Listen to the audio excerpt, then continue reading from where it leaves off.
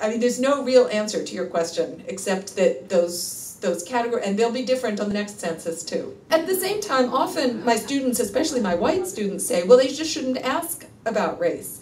But I actually don't agree with that position either, because I think it's really important for us to be able to see what race means in our society. And in Brazil, about a decade ago, Brazil had never collected statistics by race. And this allowed the ruling elites in Brazil, who were overwhelmingly white, to say there is no racial inequality in Brazil. We don't even ask a question about race. We don't know about race. We don't see race. We're all just Brazilian. Clearly the experience of black Brazilians was not that race meant nothing in Brazil. It wasn't on the census. So the movement to include race as a category in Brazil, even though it's an imprecise and imperfect category, and there are many people in Brazil, the majority of people in Brazil probably consider themselves mulatto rather than black or white. It was the Afro-Brazilian movement that pushed to have this included because it reveals facts about social inequality that aren't revealed if you don't ask about race. So I do think it's important to ask the question on the census. So there's a good sized school of thought in Mexico that the real issue in immigration from Mexico is that it's a safety valve to keep the corrupt and failed Mexican state from imploding, and that's the real issue in immigration, and the United States is the guilty partner to that process. And would you care to comment on that, and would you care to comment on whether or not that's the case throughout the rest of the industrialized world dealing with immigration from the third world? Well, I mean, I do think that colonialism has played a huge role, and if you look at migration patterns, there's just no way to avoid the very obvious role that colonialism has played in structuring contemporary immigration problems. In one of the sections of my book, I asked the question, is immigration a problem? And my answer is yes, immigration is a problem, but not the way we usually define it. That is, immigration isn't a problem for people who live in the United States. Immigration is a problem for immigrants. Most people in Mexico, anywhere else in the world, most people don't want to leave their homes, to leave their families, to leave their friends, to leave their language, to leave everything they grew up with, to have to go do the most difficult jobs under the worst conditions and live with racism and mistreatment in another country. That's just not most people's dream. People do that because they have no choice.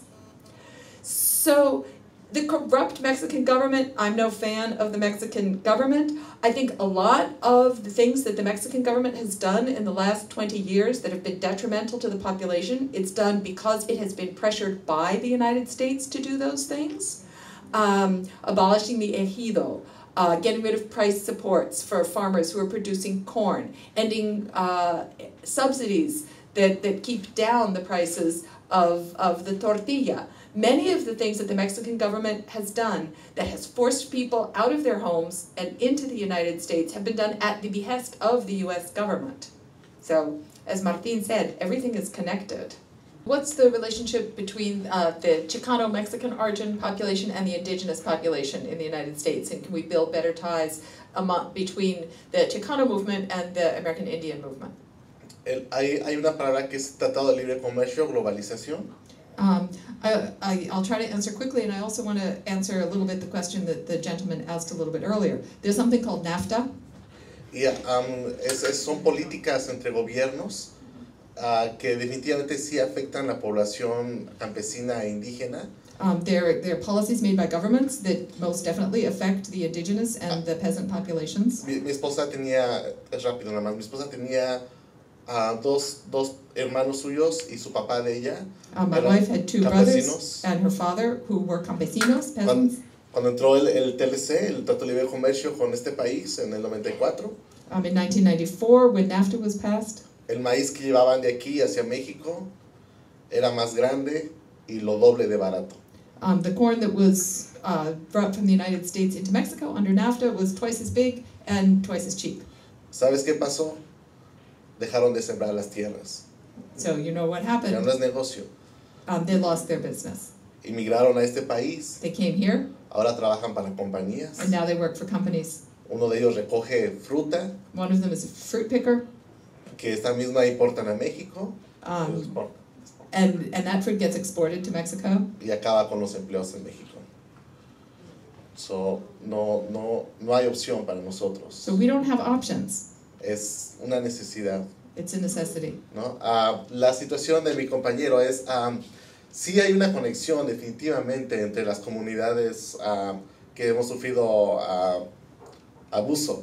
There's definitely a connection among the different, switching to the other question, there's definitely a connection among the different communities that have suffered abuses. Y es bien importante que todas las comunidades que hemos sufrido ese abuso estemos trabajando juntos. And it's very important that the different communities that have suffered these abuses, that we work together. Que entendamos que la situación que le afecta a mi compañero afroamericano o mi compañero indígena cherokee o no sé, a campesino por ahí, es también lo que me está afectando a mí. And that I understand that the situation that's affecting an African American, that's affecting an indigenous North American, a Cherokee, for example, that those are the same situations that are affecting me.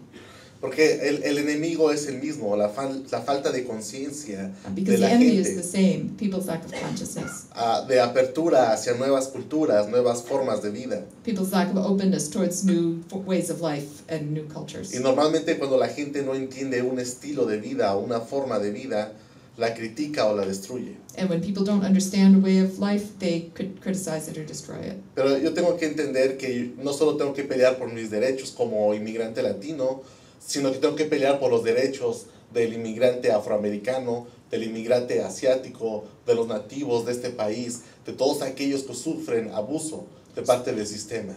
So for me, I have to fight for the rights of everyone who's suffering abuses by because of the system, and that means not only Latino immigrants, but also Asian American immigrants, African American immigrants, everybody who's suffering these abuses by the system. Actualmente en Proyecto de Defensa Laboral estamos tratando de enlazarnos con otras comunidades como la afroamericana. Tenemos nexos Project is working on building ties with the African American community para poder trabajar juntos so that we can work together. En los problemas que tenemos. Pero yo creo que sí es necesario trabajar también con otras comunidades para que juntos logremos tener una base, un bloque. Together we have to create a base. Y poder hacer o impactar más a este sistema. And that way we can have a bigger impact on the system. Tengo una compañera que una ocasión dijo una frase, necesitamos romper el sistema. I have a colleague who said, we have to break the system. Y no se va a lograr haciéndolo separados, And we're not going to do that se va a lograr separately. haciéndolo juntos, trabajando juntos. Only if we all come together can we do it.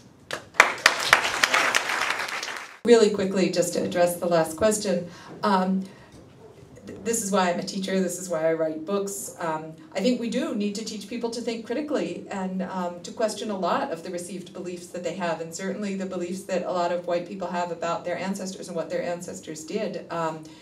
They don't hold those because they have evidence of them, they hold them because it's just something that they invented and they believe. So getting people to think about why they believe what they believe is really important.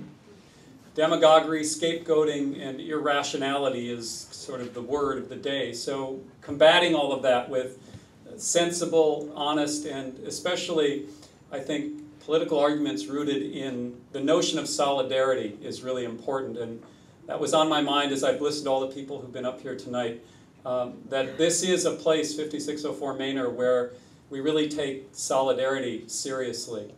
And when Christina was up and said that this building was a labor of love for everybody here, I was thinking about solidarity and love and remembered something that an old friend of mine, Abe Osheroff, said. Abe, some of you were here when we screened a film about Abe's life. Abe was a lifelong radical up until his last days on this earth at the age of 92.